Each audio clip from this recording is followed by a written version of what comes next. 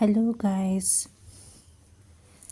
तो आज हम बात करेंगे जिस टॉपिक के ऊपर मेरे पास एक डीएफ ने मुझे सजेस्ट किया था कि इस टॉपिक के ऊपर वीडियो बनाने के लिए।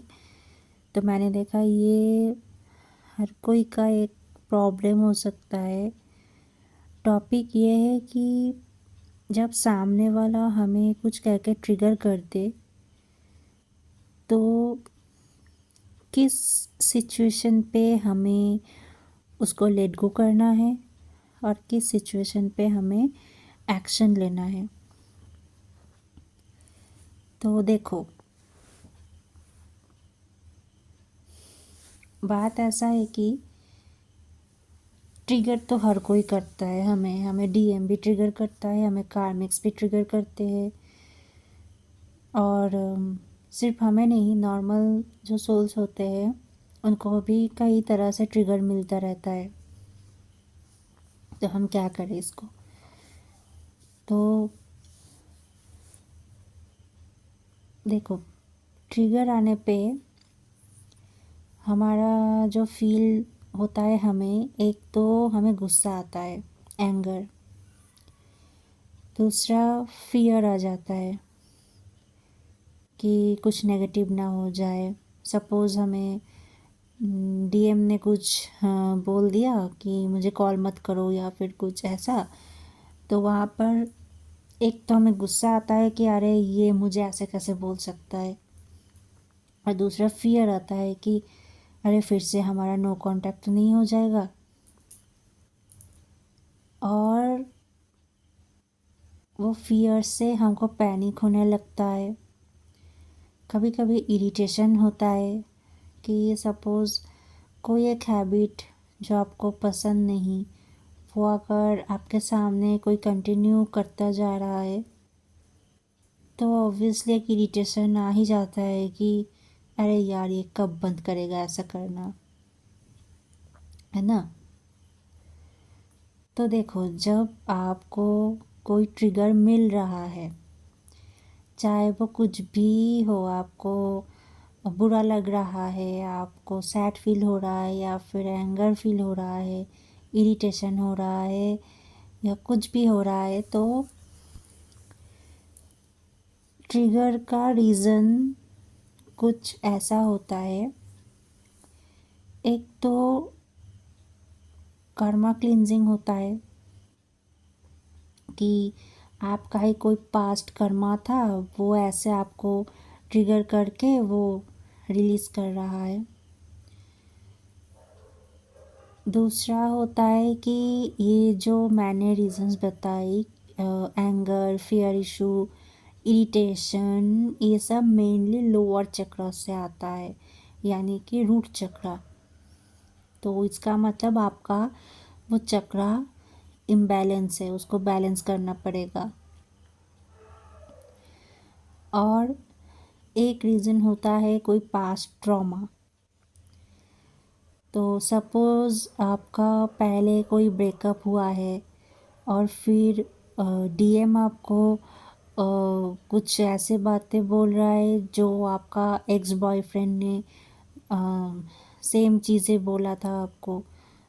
तो वहाँ पर ना वो फिर से आपको याद आ जाने लगता है कि अरे ये फिर से मेरे साथ ऐसा ही सिचुएशन, ऐसा ही सिनारियो मेरे साथ हो रहा है। तो वो है आपका पास्ट ट्रॉमा। और एक होता है आपका इशू, कि आपके अंदर ये इशू है, यही आपको डिवाइन डीएम या किसी कार्मिक के थ्रू आपको दिखा रहा है। तो आपको पहले फाइंड आउट करना पड़ेगा कि ये जो आपका ट्रिगर, वो मतलब क्या आपका कोई ट्रॉमा से आ रहा है, कोई इशू से आ रहा है, या फिर कहाँ से आ रहा है। तो देखो, आप यहाँ पे जो कन्फ्यूजन होती है हमें कि कहाँ हमको लेट गो करना है और कहाँ हमको स्टैंड लेना है खुद के लिए। तो देखो, अगर कोई आपको ट्रिगर कर रहा है, अगर कोई छोटा मोटा ट्रिगर है तो उसको आप लेट गो कर दो। ठीक है, सपोज़ कोई रास्ते में चलता फिरता किसी से धक्का लग गया और आपको गाली देकर चला गया, तो ठीक है, उसको लेट गो कर सकते हो। आप वहाँ पर मुड़ के उसको गाली मत देने जाया करो, वहाँ पे आपका कर्म क्रिएट हो जाएगा। तो आप उसका ऐसा सोचो कि शायद मेरा ही कोई कर्मा है।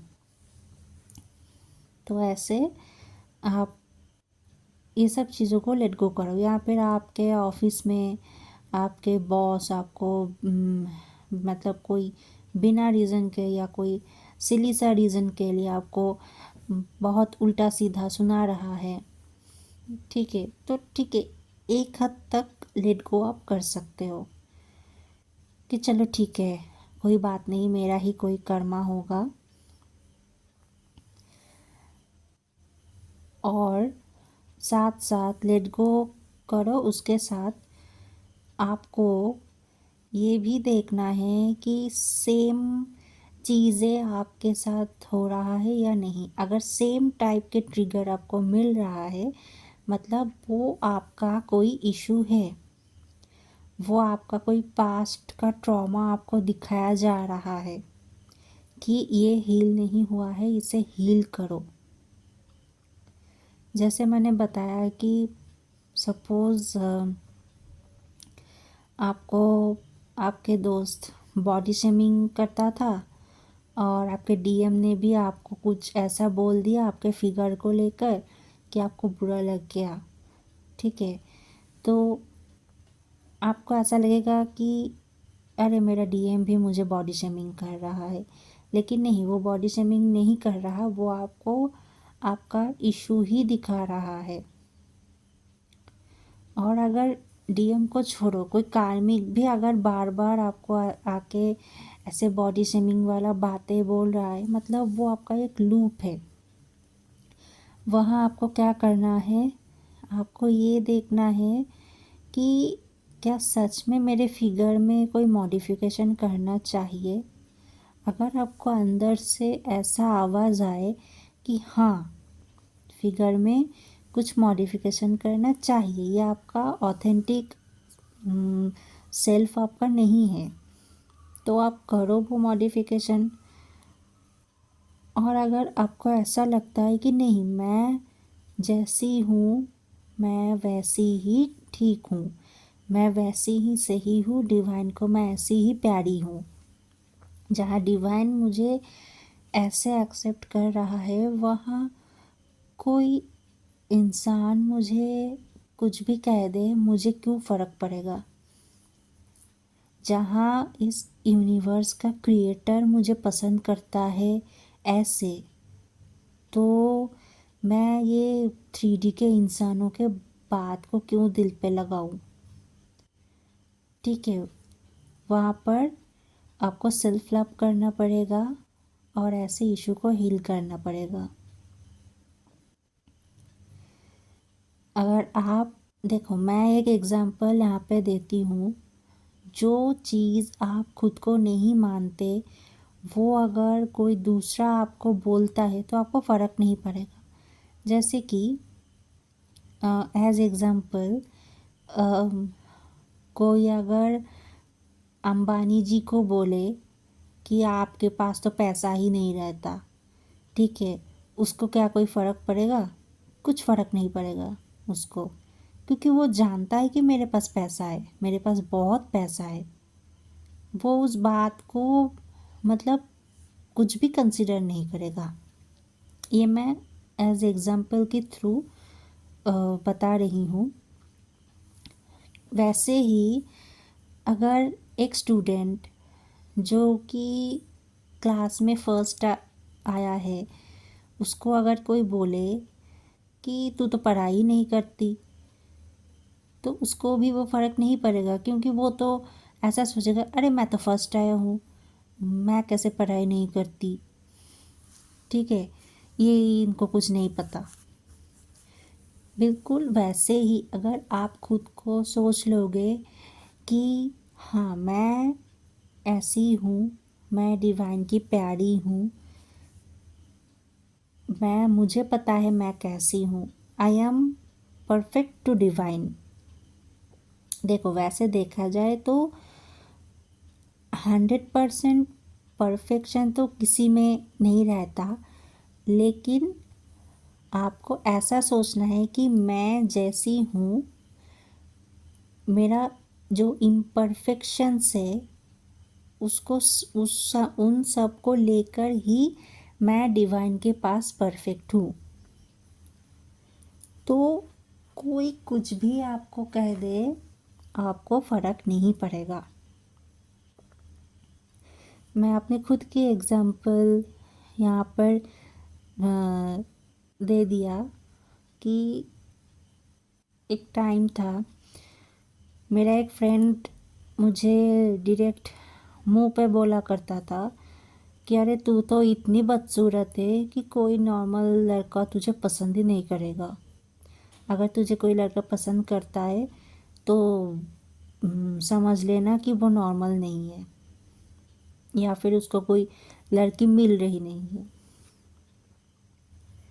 तो तब ना मुझे मतलब गुस्सा आता था कि क्या मैं मतलब इतनी बेकार हूँ, क्या इतनी मतलब क्या मुझे मैं किसी की पसंद करने की लायक ही नहीं हूँ।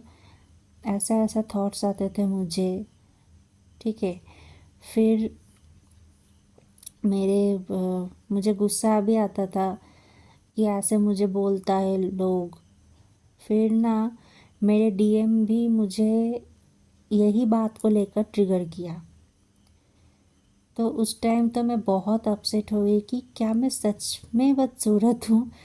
मतलब मेरे अंदर ऐसे थॉट्स आने लग गए थे कि यार क्या मैं सच में बदसूरत हूँ। मतलब आप नहीं मानोगे, मैं मिरर में जाके ना खुद को देखती रहती थी कि क्या मैं सच में बदसूरत हूँ कि उसको मैं पसंद ही नहीं आया।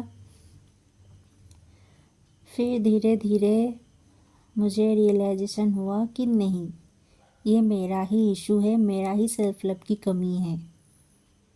तो मैंने सेल्फ लव शुरू किया उस जगह पे। और अब अगर कोई मुझे ऐसा कहते हैं तो मुझे फ़र्क ही नहीं पड़ता। हाँ, आप बोल रहे हो, बोलते जाओ, मेरा दो कान है, एक कान से वो अंदर जाएगा तो दूसरे से वो निकल जाएगा, क्योंकि मुझे पता है कि मुझे मेरा डिवाइन बहुत प्यार करता है और मैं जैसी हूँ वैसे ही प्यार करता है। तो कोई इंसान मुझे क्या समझे, मुझे कोई फ़र्क नहीं पड़ता ये सब बातों से। तो ऐसे ही खुद को हील करो कि देखो, जिस बात पे ट्रिगर मिल रही है उस बात को पॉइंट आउट करो। फिर देखो कि तुम्हारे अंदर वो इशू कहाँ पे है। अगर डीएम है तो वहाँ पर एक मिररिंग की बात आती है कि डीएम ऐसा कर रहा है, मतलब मेरे अंदर भी कहाँ कहीं ना कहीं ये बात है, वो फाइंड आउट करो। अगर कोई कार्मिक ऐसा कर रहा है तो देखो कि तुम उस बात को लेकर क्या फील कर रहे हो। अगर ऐसा लग रहा है कि हाँ मुझे यहाँ पे कुछ मॉडिफिकेशन चाहिए तो वो मॉडिफिकेशन करो। अगर ऐसा लगता है कि नहीं ये तो मेरा परफेक्ट है, मुझे तो यहाँ कोई मॉडिफिकेशन की ज़रूरत ही नहीं है, तो वहाँ पर सेल्फ लव करके खुद को हील करो। ये गई इनिशियल स्टेजेस कि कहाँ आपको लेट गो करना है, कहाँ आपको हील करना है। अगर आप हील हो चुके हो और उसके बाद भी कंटिन्यूअसली कोई इंसान आपको सुनाया जा रहा है, आपके ऊपर कंट्रोल करता जा रहा है, उल्टा सीधा बोलता जा रहा है, या फिर कोई ऐसा है कि आपके अगेंस्ट कोई कुछ गलत स्टेप ले रहा है, ठीक है, जिससे आपको कोई परेशानी होगी, आपके लिए वो हार्मफुल हो सकता है। ऐसा अगर सिचुएशन आ जाए तो वहाँ पर तो भाई आपको तो एक्शन लेना ही पड़ेगा। अगर सपोज़ आपके घर वाले ज़बरदस्ती आपकी शादी किसी से फिक्स करवा रही है और आपको मन नहीं है शादी करने की, तो वहाँ पर ज़रूर आपको एक्शन लेना चाहिए। वहाँ पर ऐसा नहीं सोचना है कि मेरा कोई कर्मा है या कुछ। आपको वहाँ पर अगर आपका मन नहीं है वहाँ पे शादी करने का, तो ज़रूर आप एक्शन लो वहाँ पे। अब एक्शन कैसे लेना है? फर्स्ट देखो, फर्स्ट आपको तो दिमाग को शांत रखना है, फिर पोलाइटली समझाना है सामने वाले को कि देखो, आप सही नहीं हो, मैं ये चाहती हूँ या चाहता हूँ, ये मेरा ओपिनियन है और मैं गलत नहीं बोल रही हूँ। पोलाइटली समझाना कि बात आप जो सोच रहे हो वैसा नहीं है, ये ऐसा है, ऐसा नहीं है। पोलाइटली एक्सप्लेन करने की ट्राई करो, ठीक है। क्योंकि देखो, तुम जितना वायलेंट हो जाओगे, जितना उल्टा सीधा बोल दोगे, तो तुम्हारा ही एनर्जी लो होता जाएगा और तुम्हारा ही कर्मा क्रिएट होता जाएगा। और एक बात, गिल्ट के एनर्जी में तो बिल्कुल भी नहीं आना। जहाँ तुम ये देख रहे हो कि तुम सही हो, वहाँ पर ऐसा नहीं सोचना है कि अरे मैंने ये बोल दिया, इनको बुरा लग गया, मुझे नहीं बोलना चाहिए था, मुझे इनकी बात मान लेनी चाहिए थी। नहीं सोचना है ऐसा, क्योंकि गिल्ट की एनर्जी में ना हम खुद के साथ कर्मा क्रिएट कर देते हैं। तो फर्स्ट पोलाइटली उनको समझाओ। अगर समझ गए तो ठीक है, बहुत अच्छी बात है। अगर नहीं समझे तो अपने तरीके से एक्शन लो। जैसे मैंने एग्जांपल दिया कि आपकी शादी फिक्स्ड करवा रही है, तो अगर वो नहीं मान रही है कुछ भी करके, देन आप मतलब मैं एज एग्जांपल बोल रही हूँ कि आप खुद लड़के वालों को बोल दो कि देखिए, मुझे ये शादी नहीं करनी है, मैं यहाँ शादी करके खुश नहीं रह पाऊँगी, ऐसे बोल दो। या फिर अगर आप इंडिपेंडेंट हो तो उस घर से आप निकल जाओ, पूरी तरह इंडिपेंडेंट बन जाओ। वो सब कार्मिक को छोड़ दो।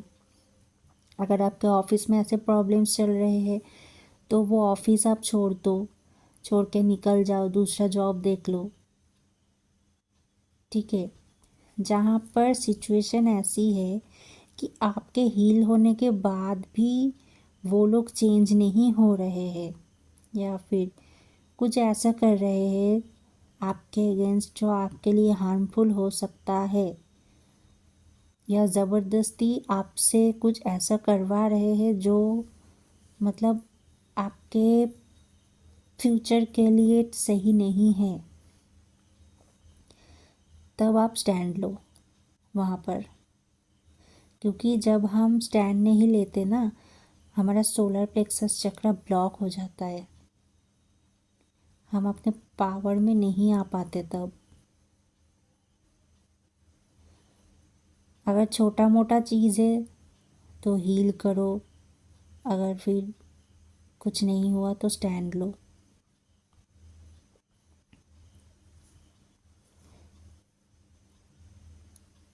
मैं अगर अपने ही एक दोस्त की बात करूँ तो उसका वो अभी जो ऑफिस में काम करती है वहाँ का सिचुएशन बहुत ही टॉक्सिक है उसके लिए। मतलब उसके ऊपर बहुत ज़्यादा वर्क प्रेशर रहता है दिन भर। तो वो ना एक टाइम तक सब कुछ सह रही थी कि चलो ये मेरा ही कोई कर्मा है, मेरा ही कर्मा क्लिनजिंग हो रहा है, वो इरिटेट भी हो रही थी, लेकिन वो मतलब लेट गो भी कर रही थी, एक्सेप्ट भी कर रही थी। फिर अब क्या हुआ कि हाँ, कर्मा तो उसका था ही कुछ। जब वो कर्मा क्लीन हो रहा है अभी, उसके पास न्यू जॉब ऑफ़र भी आ गया, और अब वो एक्शन क्या ले रही है, वो वो पुराना ऑफिस छोड़ के न्यू ऑफिस ज्वाइन करने जा रही है। ये है उसका एक्शन। अगर वो ये एक्शन नहीं लेती तो उसका सोलर प्लेक्सस ब्लॉक होने लगता और उसका पावर और भी लो हो जाता, अगर वो यही रह जाती, वो जॉब ऑफर एक्सेप्ट ना करके। तो यहाँ पर ये है उसकी एक्शन। वो किसी से लड़ाई नहीं की, कोई झगड़ा नहीं की, कुछ भी नहीं की, सिर्फ चुपचाप जो न्यू ऑफ़र उसको मिली उसको एक्सेप्ट करने में लग गई।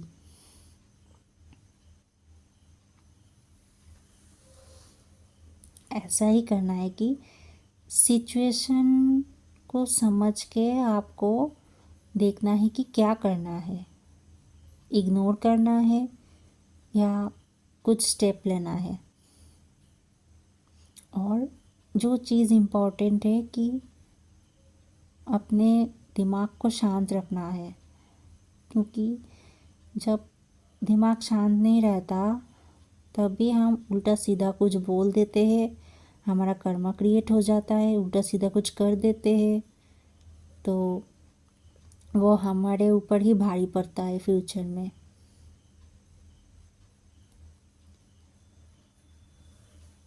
आई होप आपको समझ आ गया कि कहाँ आपको एक्सेप्ट करना है कि ये कर्मा क्लिनजिंग है, कहाँ लेट गो करना है, कहाँ खुद की हीलिंग करनी है, और कहाँ आपको एक्शन लेना है।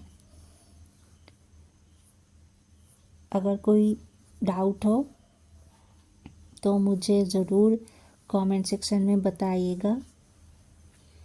Thank you so much. Radhe Radhe.